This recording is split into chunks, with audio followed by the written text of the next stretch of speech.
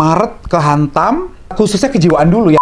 Sales menurun, pegawai bubar, bahwa keseimbangan itu is important.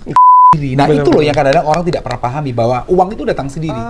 Statement yang paling gue suka sih ya, dimanapun kita harus dengerin bahwa Tuhan, Allah itu sesuai dengan prasangka hambanya.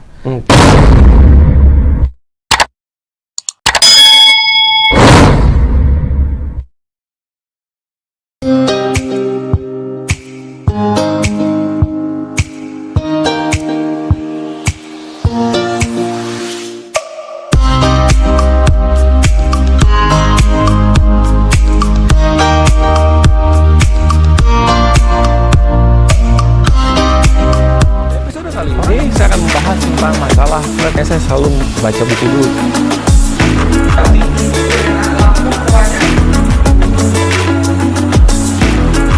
RT Dilakukan orang-orang gini kan ya.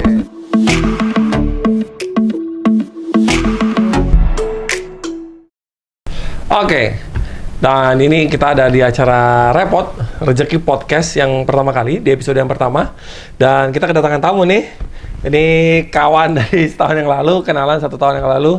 Dari sosial media kita pertama kali ketemu ya Bro ya? Sosial media. Pertama kali ketemu dari sosial media, dari IG. Ya. Dan akhirnya kita ngobrol, ketemu, ikut beberapa komunitas, ikut kelas juga. Dan di sini ada Bro Rama Budi Setio. Halo. Betul Bro ya? Ya. So, kenalin dulu dong Bro. Oke. Apa kesibukan, apa kegiatan sehari-harian, dan apa hal yang kegiatan sehari-harinya? Oke. Perkenalkan, nama saya Rama Budi Setio. Usia saya mungkin disebut juga kan? Boleh. Saya usia 40. Banyak tapi juga ya Bro? Tapi bentuknya mungkin orang biasanya ngiranya nggak kira 40. Kira nggak kira 40. Oke. Kegiatan gue entrepreneur, usaha sendiri ya kan. Jadi ada beberapa lini bisnis. Ada skincare, terus ada manajemen villa, ada agensi gitulah, agensi kayak apa namanya, event organizer, wedding organizer. Terus ya ada beberapa lah. Kan kalau katanya Nabi, sunahnya kan 9 pintu rezeki harus kita buka gitu. Nah, alhamdulillah sedari kuliah udah sudah mulai meniti apa namanya, istilahnya mempersiapkan kira-kira apa ya gitu loh. Alhamdulillah kebetulan dikasih kreativitas sama Allah. Dari SMA sudah? Dari SMA, jadi udah terjun ke misalkan rally itu saya di radio, misalkan jadi krunya dulu gitu loh. Terus habis gitu, oh ternyata bikin I.O itu begini gitu kan. Saya asli Surabaya, asli dari Surabaya, hijrah ke Jakarta 2004, lulus kuliah umur 21 akhir, ya sampai sekarang gitu kan. Jadi ya udah ya belajar dan orangnya memang learning by doing. Jadi misalkan ngelihat orang begini, oh ternyata bisa, gue juga bisa gitu. Jadi alhamdulillah ya. Jadi dari umur 21 udah bisnis tuh ya?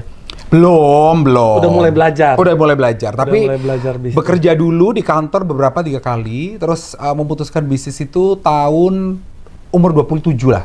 27 umur 27 dan itu pun nggak kayak orang-orang biasanya kan preparation lah, bisnis plan segala macam, nggak, jadi kayak kecelakaan gitu loh. Kecelakaan indah. Oke. Jadi ketemu teman, terus akhirnya lu bisa gini, coba yuk bikin, kok alhamdulillah tiba-tiba bisa mencapai di situ gitu. Oh ternyata menjadi pengusaha itu juga bukan cuman konsep, tapi masalah pengalaman, jam terbang, cara ngolah duit, cara apa namanya memanage pegawai lah, itu kan yang perlu kita perhatikan itu. Banyak hal, tapi alhamdulillah tidak terlalu ruwet yang seperti orang-orang bayangkan sih. Di my case ya, case. Kalau case orang lain kan beda-beda. Setiap orang punya case masing-masing. Yes. Dulu bisnis apa awal pertama kali? Umur 27? Yang bener-bener serius itu adalah yang pakai modal segala macam ya, skincare itu. Jadi estetik klinik jatuhnya. Oh, punya estetik klinik waktu itu. Suntik-suntik itu loh yang ibu-ibu biasanya cewek. Botok, filler, tanam benang gitu-gitu lah. Pantas muka lu kinclong ya. 40 nggak kelihatan 40. Ya, alhamdulillah. Rahasia aja ternyata ya. Alhamdulillah. Oke. Terus pasti orang begini ya, kan sudah 1 tahun kita ngalamin kondisi pandemik nih. Yes. Dan apa yang dialami pada saat masuk ke kondisi pandemik? Sempat kena badai pandemik nggak? Kayak kan banyak bisnis lain kena pandemi, apalagi bisnis apapun lah ya. Saya ceritakan dari segi ini dulu sih, dari segi pribadi dulu ya. Jadi awal mula pandemi kan Maret Maret tahun kemarin 2019 ya. Jadi waktu itu 2020? 2020 ya? 2020. Habis pergi bawa grup tour yang kita handle, itu dari PT apa gitu, gak usah sebut. Ada beberapa puluh orang pergi ke India dan 3 negara Eropa. Eropa. Thailand, Singapura, Malaysia. Kan every month lah kita ada klien. Maret kehantam, khususnya kejiwaan dulu yang dihantam dong. Kejiwaan, oke. Ya, kejiwaan yang dihantam, terus akhirnya secara otomatis ya bisnis juga terhantam. Jadi kayak sales menurun, pegawai bubar. Terus bubar bukan berarti bagaimana, karena memang kondisinya yang harus seperti itu kan. Jadi tidak bisa dipertahankan lagi gitu. Kalau orang normal atau orang yang pada umumnya mungkin bisa stres, bisa apalah. Tergantung pengolahan pengolahan stres manusia masing-masing kan gitu lah. Maret awal mulanya itu, ini langsung cerita pertemuan kita nggak sih? Boleh. Nah, Maret itu ceritanya ada temen ngirimin videonya Coach Reza yang gini-gini timus. Oh, video timus. Ya kan, dikirimin loh. Ya you know lah, just like broadcast gitu lah. Jadi kayak, apa sih ini gitu kan. Terus gue ngeliat videonya itu, ini unik juga sih manusia nih gitu kan. Ya kan? For your information ya, video timus itu tahun lalu very viral. Oke. Itu sampai ke langsung naikin ini followers kan, Instagram followers. Terus video timus itu sampai ke RT dilakukan orang-orang gitu kan. Jadi maksudnya video itu nyebar kemana-mana gitu loh. Itu karena kan saat itu kan memang hopeless kan. Everyone hopeless, nggak tahu mau ngapain. Jadi akhirnya semua informasi dilakukan. Orang saat itu masih ketakutan ya. Alhamdulillahnya pada saat itu gue ikutin kelas yang online. It's only 27.000 deh kalau nggak salah. Dikerja rezeki, ya kan. Akhirnya ikutin lah PR-nya setiap hari, tapi agak ribet juga di setiap hari lah. Waktu itu masih gila-gila sih, maksudnya saya jadi manusia malam, maksudnya itu bukan morning person gitu loh. Which is bangun siang itu capek badan lah, habis gitu kayaknya tuh waktu cepet banget lah, kayak nggak ada hal yang bisa diselesaikan dengan baik. Oke?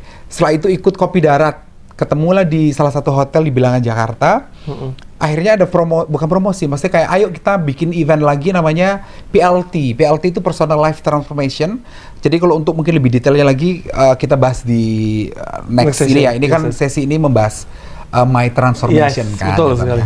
PLT ini pengalaman sangat luar biasa karena saya tidak pernah ikut seminar sama sekali yang bayar sendiri. Yang internasional, ekonomik, strategik apa itu semuanya pasti diundang. Jadi misalkan dari HIPMI, terus dari teman yang punya majalah apa, organisasi gratis, which is free, ya kan. Jadi itu pun aku pikir ya karena diundang. Jadi singkat cerita, waktu itu mau ikutin sesi coaching, bukan sesi coaching, apa itu namanya? Mentoring, mentoring online. Terus setelah itu ada PLT pertama kali. Nah, saya itu nggak pernah sama sekali ikut pelatihan apapun yang berbayar. Yang tidak bayar ikut terus, kan diundang macam-macam kan, ada HIPMI lah, ada Kadin lah, terus ada teman-teman yang lain lah ya, para pengusaha-pengusaha muda itu. Tapi di kelas ini berbayar lah sekian lah. Nah, menurut saya itu cukup lumayan. Maksudnya itu saya mau bayar gitu, nggak tahu kenapa. Pokoknya saya bayar aja. Oke? Di situ, which is very nice the program ya. Jadi kita memperbaiki diri lah. Namanya aja Personal Life Transformation. Jadi kan bener-bener berubah tuh dari situ. Jadi yang awalnya saya nggak bisa bangun pagi, akhirnya bangun pagi, which is good kan. Jadi orang kalau bangun pagi kan udara pagi bersih, terus kita bisa punya banyak waktu untuk mikirin pekerjaan dan lain-lain. Dan itu berlaku sampai sekarang, alhamdulillah. Jadi dari puasa bener-bener. Puasa tahun lalu ya?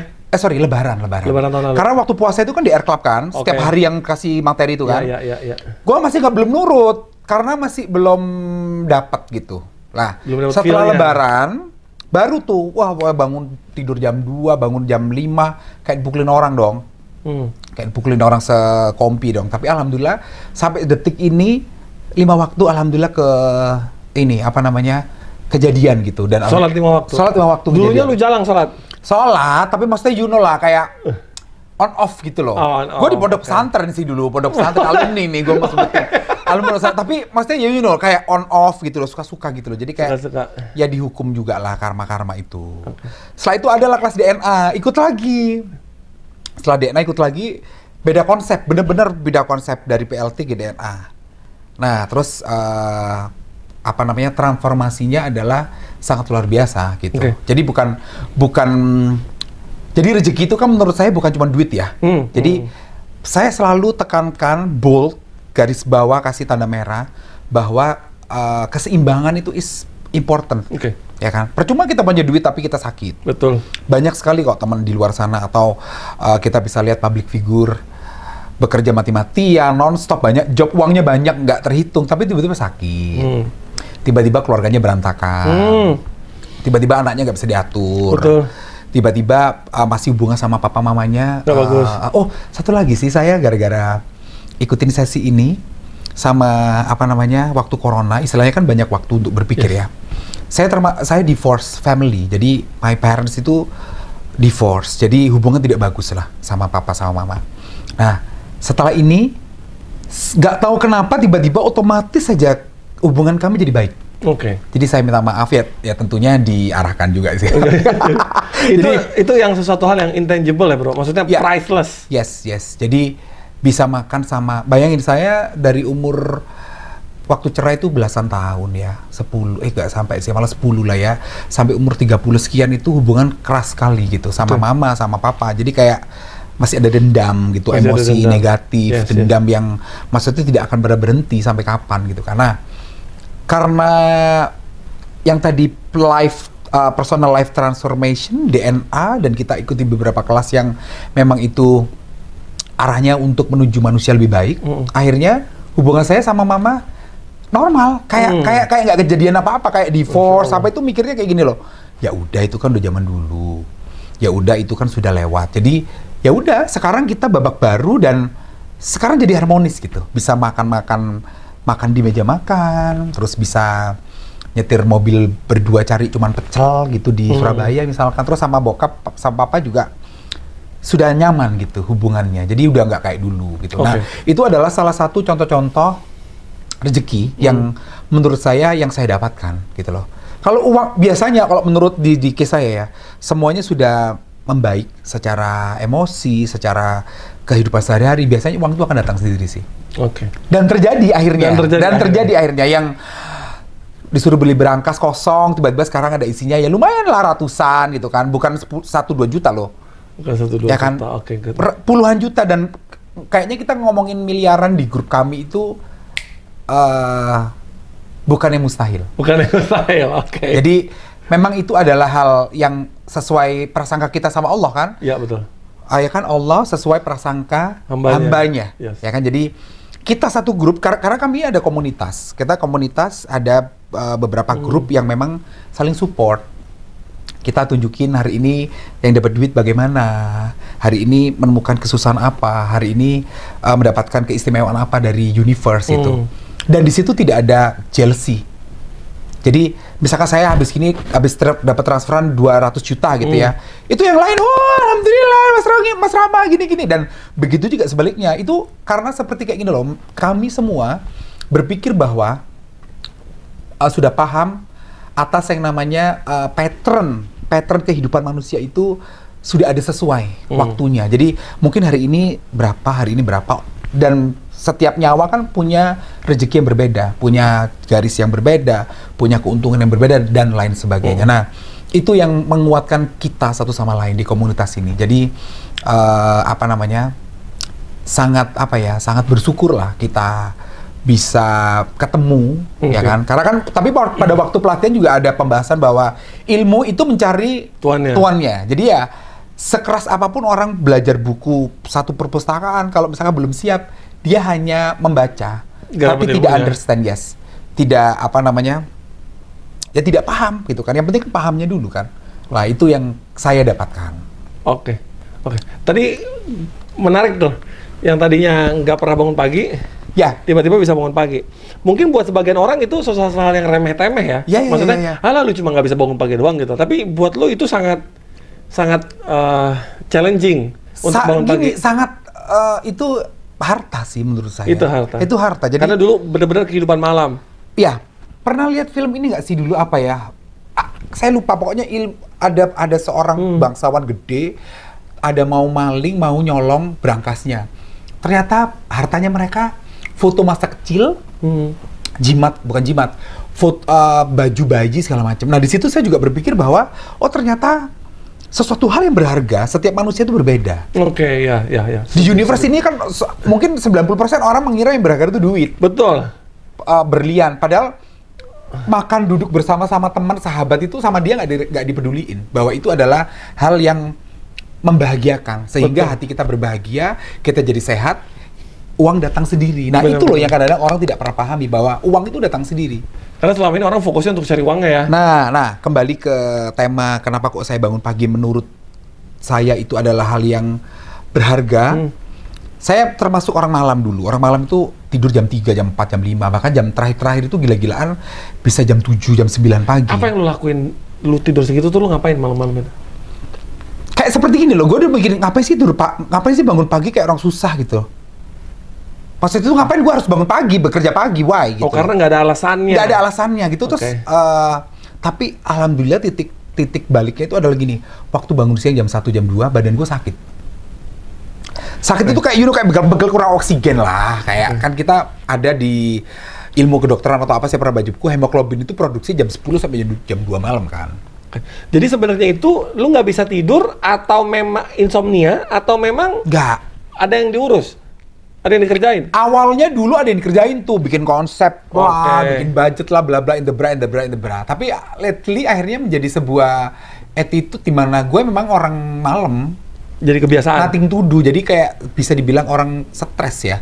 Bisa dibilang orang stres? Jadi nonton film, main Instagram, main, kayak sosial media nggak penting-penting gitu loh. Jadi dulunya produktif, abis itu udah nggak produktif? Udah nggak produktif, akhirnya malah, tapi tetap polanya sama? Seolah-olah gini, kita tidur pagi itu banyak hal yang bisa dilakukan, padahal no at all, tidak sama sekali.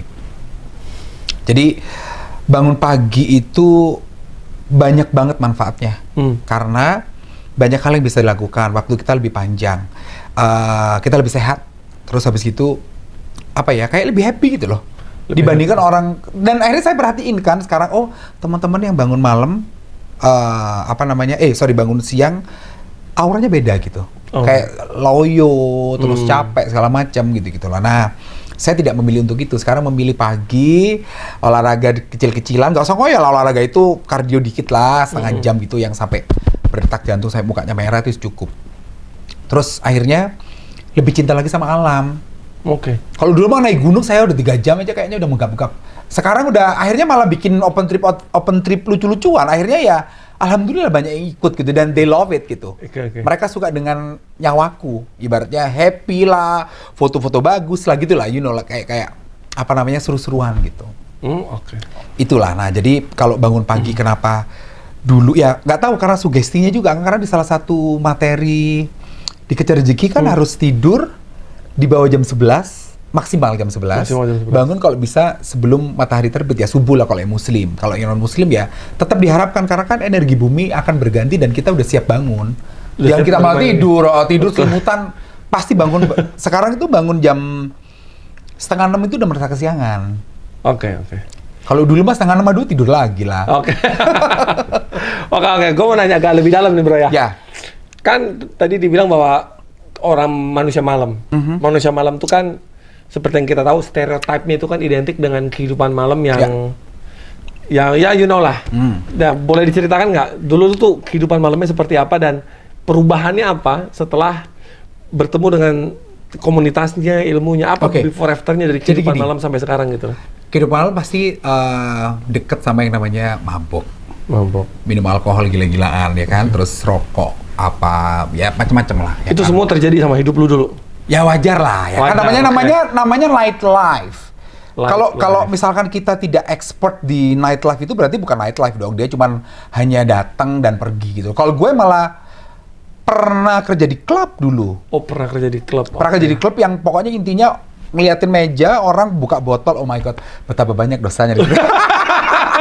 Jadi lah ya kan, pelajaran masa lalu ya. Masih muda kan waktu itu, umur 22, ya lulus kuliah itu loh yang dari Surabaya ke sini. Nah, kalau rokok alhamdulillah sih sebelum ikut ini saya udah stop rokok itu. Tapi pas waktu ikut pelatihan kita ini, ternyata ada materi bahwa rokok itu istilahnya something bad lah, yang kita harus tersugesti bahwa harus stop. Alhamdulillah udah stop. Nah tapi kalau yang alkohol itu saya bener-bener stop setelah ikut kelas. Dan kebetulan jadi alasan saya kalau sama teman-teman memang saya ya usia 40 kena asam urat wajar lah ya kan, maksudnya bagaimanapun bentuk semudah apapun tapi kalau organ kan pasti sakit karena alkohol itu saya bener-bener kayak udah muak gitu, kayak nggak mau nyentuh. Kalau ngelihat alkohol. At all. Sekarang. Dulu tuh udah kayak minum teh. Dulu minum alkohol udah kayak minum teh. Kayak misalkan minum, kayak minum jus aja. Sarapan pagi wine itu loh, gimana, gila nggak? Misalkan kita di hotel apa gitu kan, kita kadang-kadang bawa wine apa gitu, itu bisa loh di wine. Jadi seolah-olah kayak nggak tahu apa yang gue pikirin sih ya. Jadi kayak bangun pagi kayak gue nggak merasa keren sih. Aku cuman pikir kayak enak aja tipsi gitu loh pagi-pagi, enjoy. Jam 3 sore habis asar bisa loh minum apa namanya whisky. Sarap kan? Dulu ya? Dulu.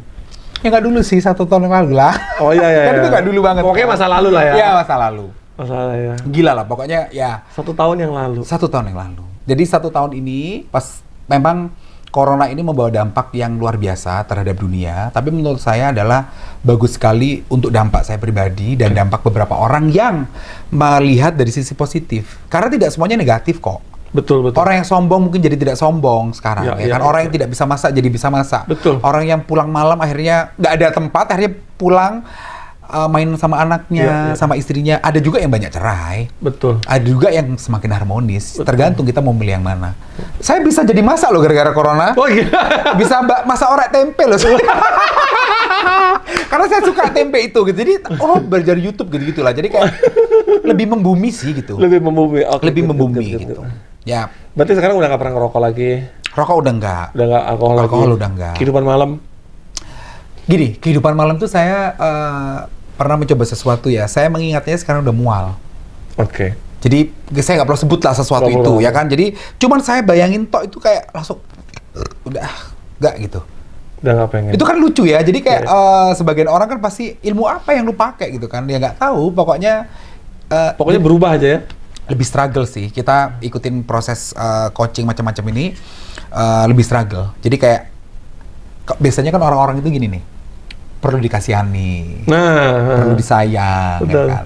Gue sekarang nggak perlu, gue udah sayang diri gue sendiri. Nah ya itu. Jadi kalau temennya, dulu ala-ala galau-galau, udah, pret gitu kan. Jadi kayak kita adalah diri kita sendiri, kita nggak butuh siapa-siapa gitu kan. Kita butuh diri kita yang solid, yang kena hantaman apapun. Jadi ya udah, ibaratnya disiram nggak basah, dibakar nggak kebakar. Nah itu yang penting, karena kan selama ini 39 tahun itu seolah-olah mencari backing, mencari apa, kayak pembenaran bahwa harusnya begini. Padahal manusia itu di dalam hatinya tahu bahwa yang benar apa itu ada di dalam hati kok. Gitu. Jadi nggak usah berusung kalau orang Jawa bilang, nggak usah kelamitan. Ada kata yang menarik tuh bro. Ya. Selama 39 tahun mencari sesuatu. Ya. Ketika kita mencari sesuatu itu kan berarti ada sesuatu hal yang hilang. Missing, yes. Ada yang missing, ada missing puzzle, ada yang hilang. Apa yang hilang? Yang lo rasain hilang sehingga lo kok mencari sesuatu itu di luar gitu loh. Karena gue yakin pasti banyak orang di luar sana mencari kebahagiaan di luar dirinya dia. Berpikir bahwa gue bahagia kalau uang gue lebih banyak. Exactly. Gue lebih tenang kalau gue punya asuransi. Gue lebih aman kalau gue punya beli tas ini, beli berlian, harus pergi ke luar negeri gitu kan. Gue akan lebih naik, gue lebih percaya diri kalau gue pakai tas harga puluhan ratusan juta gitu loh. Itu kan sebenarnya kosong di dalam, mereka berusaha untuk ngisi itu di luar gitu loh. So, apa menurut lo saat itu yang peace? Lo kosong, peace, kosong, kedamaian. Peace. Jadi kayak misalkan gini nih, mau pulang ke rumah gitu kan, di rumah sendiri gitu. Itu nggak pulang, bisa nonton kayak apa. Kalau sekarang kan gila, ngapain gue nonton sendiri gitu kan. Ya kadang-kadang gue lakuin. Tapi maksudnya itu sekarang tuh solid aja gitu. Jadi kayak tahu gue itu siapa, gue itu ngapain, apa yang boleh dan nggak boleh. Sekarang udah tahu. Sekarang udah tahu. Kalau 2 tahun yang lalu tuh kayak bisa loh saya bukan stres ya, kayak tiba-tiba naik taksi, Grab atau itu Gokar gitu kan, ke airport bawa paspor, gue nggak tahu mau kemana. Kemana ya enaknya? Yaudah ke Thailand aja deh. Kemana? Yang nggak pakai visa. Kalau pakai visa kan harus daftar. Oh mau ke Malaysia gitu kan. mostly sih ke Thailand sih. Karena kan di situ makanan murah. Makanan murah. Party sih. Jadi bisa itu 5 hari saya nonstop. Pulang pagi tidur makan, pulang malam udah gila. Saya rasa everything is enough gitu. Itu cukup menurut saya hal yang seolah-olah membuat saya bahagia. Seolah-olah. Shopping, apa itu sekarang udah kemelekatan itu saya keluarin gitu. Oh, sama satu lagi kan, kalau kita melekat terhadap sesuatu, apa yang kita terlalu cinta, itu kan akhirnya jadi berat kan energi kita. Itu saya dulu sepatu bisa 50 atau 70 ya. Sekarang apa? Sepatu. 70 pasang? Lu punya sepatu 70 pasang? Sekarang 12. Tok. Itu pun kayak menurut saya masih kebanyakan. 12 aja kayak masih banyak ya? Sebagian orang, tapi kan kita gila-gila, kayak saya bekerja di dunia entertainment, di dunia fashion, yang dimana event itu kan hampir setiap hari dulu ya, pembukaan butik ini apa-apa gitu kan, baju matching lah kayak gila-gila gitulah kayak. Tapi kalau pikir dulu tuh kepikiran punya kloset yang full gitu. Sorry, sekarang udah nggak perlu lagi. Satu lemari aja cukup. Ibaratnya kayak dulu saya pernah bercanda-bercanda, udahlah baju 5 aja cukup, diganti-ganti, ntar rusak beli lagi. Beli yang bagus dong, jangan beli yang biasa-biasa biar awet gitu kan. Nah, itu sudah tidak lagi. Sekarang very simple, saya hidup tidak berbahagia. Ingat waktu itu beberapa saat lalu kan handphone saya rusak kan, terus kepingin merek tertentu kan. Setelah pakai seminggu ya udah ternyata nggak udah. Fine aja lah ya. Fine aja. Ternyata tidak itu kok. Kebutuhannya adalah setiap berdoa saya selalu menekankan bahwa jangan diambil rezeki ketenangan hati saya saat ini, sama jangan diambil rezeki keinginan saya untuk sujud di atas sajadahmu setiap hari 5 kali sehari. Ya untuk sunah-sunahnya ya semoga ditambahin, tapi yang jelas 5 waktunya tolong jangan hilangkan rasa saya untuk meninggalkan. Karena dia kan waktu itu iman itu kan ya up down lah, ya kan naik turun. Terus ya udahlah, kehilangan Jumatan sekali nggak apa-apa gitu kan dulu. Oh kalau sekarang jangan main-main. Bisa saya nggak usah dapat job, istilahnya nggak peduli, yang penting waktunya sholat gitu.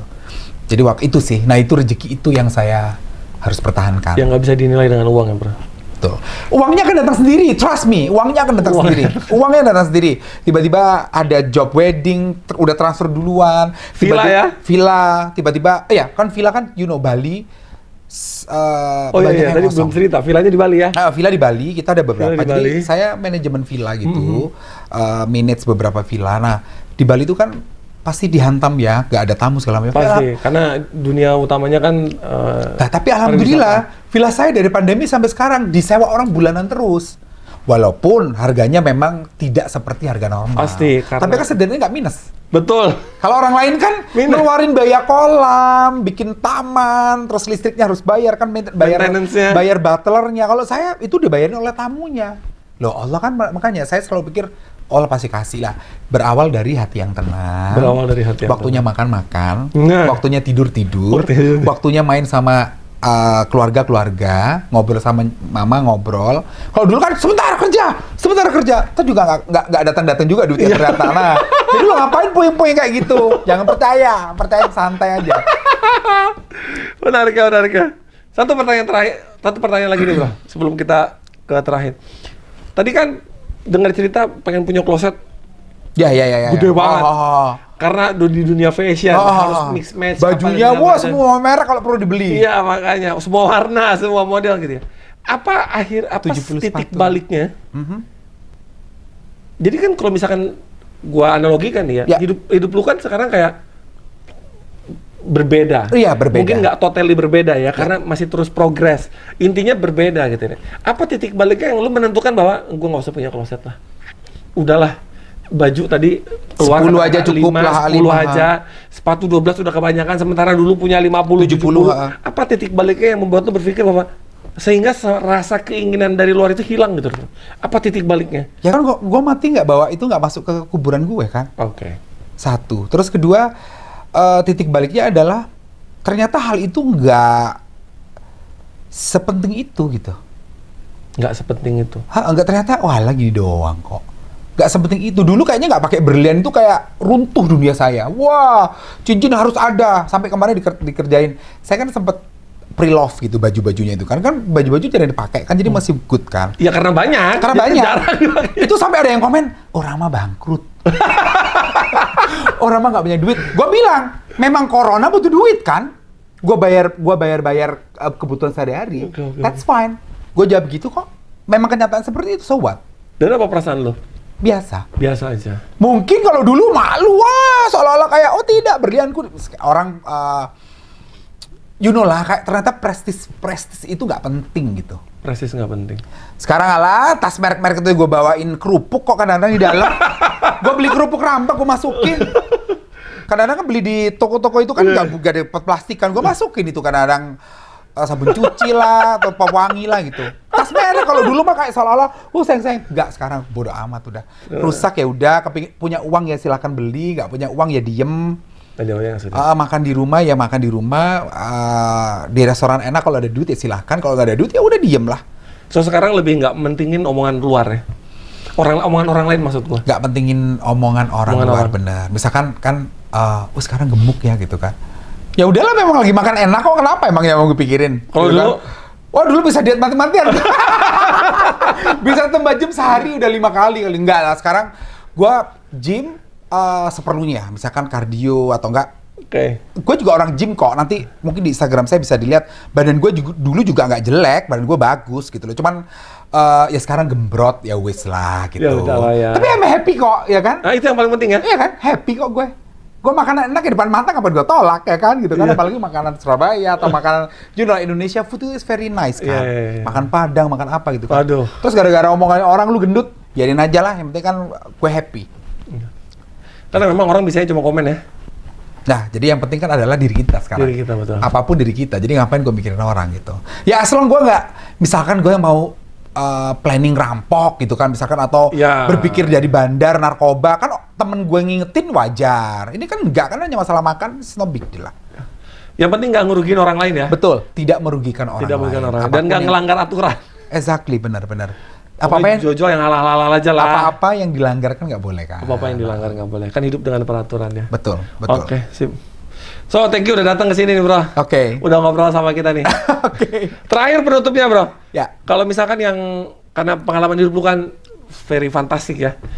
Apa pesan buat teman-teman di luar sana sesuai dengan apa yang pernah lu alamin dan kondisi lu alamin? Tadi lu cerita bahwa lu berasal dari keluarga yang divorce. Lu mengalami orang tua lu divorce di umur 10 tahun tadi kalau nggak salah bicara. Menurut lu apa pesan buat anak muda sekarang lah? Kan lu udah 40 nih ya.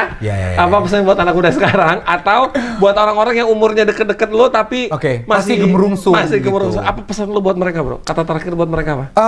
Statement yang paling gue suka sih ya, dimanapun kita harus dengerin bahwa Tuhan, Allah itu sesuai dengan prasangka hambanya. Jadi kita berprasangka seperti apa, itu yang terjadi terhadap hidup kita. Kalau kitanya santai, kitanya percaya, kitanya yakin, kitanya bahwa kita itu misalkan kaya, itu kan kaya beneran. Makanya kan kita sering lihat orang yang kaya semakin kaya, orang yang miskin semakin miskin. Karena berdasarkan pikirannya dia sendiri. Sama apapun udahlah, mengalir aja gitu. Ya waktunya seperti kita bilang tadi, waktunya makan, waktunya tidur. Jangan kayak saya waktu sampai jam 2, jam 5 tidur ngapain gitu kan. Waktunya main sama keluarga. Jadi yang penting adalah balancing life. Jadi rezeki bukan cuma duit, rezeki itu adalah yang penting balance. Karena begitu semuanya balance, uangnya akan datang sendiri. Mungkin bisa jadi kita kerja keras, kita kerja mati-matian gitu kan, seperti orang lain, seperti saya dulu. Setelah uangnya dapat ternyata habis juga. Habis dengan cara kepingin happy di luar, akhirnya habis. Akhirnya perawatan tubuh uangnya habis gitu. Jadi kayak yang penting seimbang. Jadi begitu kita seimbang, kita steady, kita relax, uangnya akan datang sendiri. Caranya bagaimana? Nggak usah dikte Allah, nanti dia akan datang. Nggak tahu caranya gimana. Lu misalkan tiba-tiba yang nggak pernah jualan sate, ada orderan sate untuk 50.000 orang, misalkan wedding atau apa. Saya nggak tahu, karena everyone punya beda-beda. Karena kejadian di beberapa orang juga begitu. Oke. Gitu. Ya. Sip, thank you, Bro. Sudah datang ke sini, sudah main ke kantor gua, dan by the way ini kantor saya. So thank you banget sekali lagi. Terima kasih banyak udah sharing sama teman-teman semua. So pastikan Anda nonton terus video-videonya. Kalau misalkan Anda belum subscribe, pastikan Anda subscribe, follow Instagram, dan cek informasi-informasi di website saya, dan Bisa follow juga di IG-nya Rama. Di mana IG-nya, Bro? Rama Budi Setio. Rama Budi Setio. Bisnis utamanya sekarang lagi mau ngembangin skincare lagi. Ya? Kalau misalnya punya masalah kulit muka dan langsung segala DM ke saya. Oke, dan segala macam informasi tadi, nomor telepon saya, website apa dan segala macam Anda bisa baca di deskripsi.